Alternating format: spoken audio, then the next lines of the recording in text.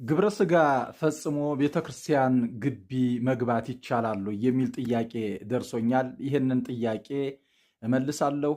ሁላችሁም ሸር፣ ኮፒ ሊንክ፣ ፎሎ በማድረግ የሚገባውን ስራ ስሩ። የእግዚአብሔር ቸርነት ከሁላችን ጋር ይሁን። እንግዲህ ግብረ ስጋ ግንኙነት ፈጽሞ ቤተክርስቲያን ግቢ መግባት ይቻላል። አሁን ቤተክርስቲያን ግቢና ቤተክርስቲያን ይለያያል ማለት ነው።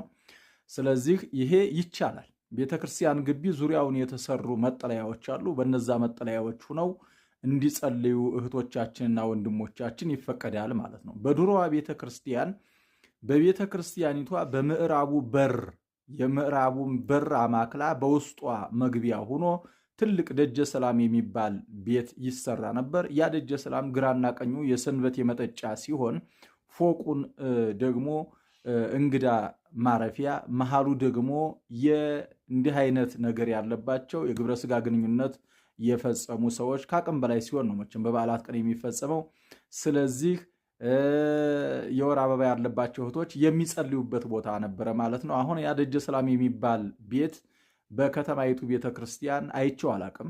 ምናልባት በገጠሪቷ ቤተክርስቲያን ነው እንደዛ አይነት ትልልቆች አድባራት የድሮ የነገስታቶቹ አድባራቶች ላይ ነው እንደዛ አይነት ነገሮች አሉት። የምዕራቡን በር ተያይዞ ነው የሚሰራው ማለት ነው። ያ ነገር ምንድነው? የወጣቶች ማስተማሪያ የሚሆን ነበር። በአሁኑ የሰንበት ትምህርት ቤት አዳራሽ እንደማለት ማለት ነው። ስለዚህ እዛ ሁነው የማስቀደስ የመጸለይ ሁኔታ ነበር የነበረው ማለት ነው። እንግዲህ ቤተክርስቲያን ስትሰራ በዙሪያዋ በጣም በርከት ያሉ ቤቶች ይሰራሉ። ከቤተክርስቲያኒቷ ውጭ ወደ 7 የሚደርሱ ቤቶች ይሰራሉ። ከነዚህም መካከል አንዱ የልጆች ማስተማሪያ የእንግዶች ማረፊያ የሚሆነው ደጀ ሰላም ነው ማለት ነው። ከዛ ቀጥሎ ደግሞ ዕቃ ቤት ይሰራል። ከዛ ቀጥሎ ደግሞ ግብር ቤት ይሰራል። ከዛ ቀጥሎ ክርስትና ቤት ይሰራል። ከዛ ቀጥሎ ቤተልሔም ይሰራል። እነዚህን የመሰሉና ሌሎቹም ቤቶች በቤተ ክርስቲያኒቷ ዙሪያ ይሰራሉ ማለት ነው። ምዕራቡን ምስራቁን እየጠበቁ ነው። ለምሳሌ ቤተልሔሙ እና ክርስትና ቤቱ የሚሰራው ምስራቁን ጠብቆ ነው የሚሰራው፣ በዛ በኩል ነው የሚሰራው ማለት ነው።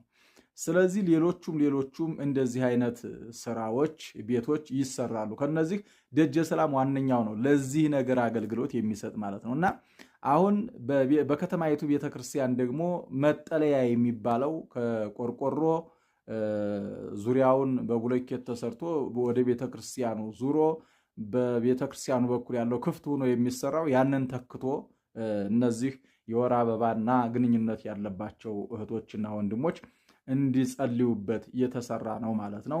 ሌላው ጥያቄ ምንድነው? መስቀልስ መሳለም ይቻላል ወይ የግብረ ስጋ ፈጽሞ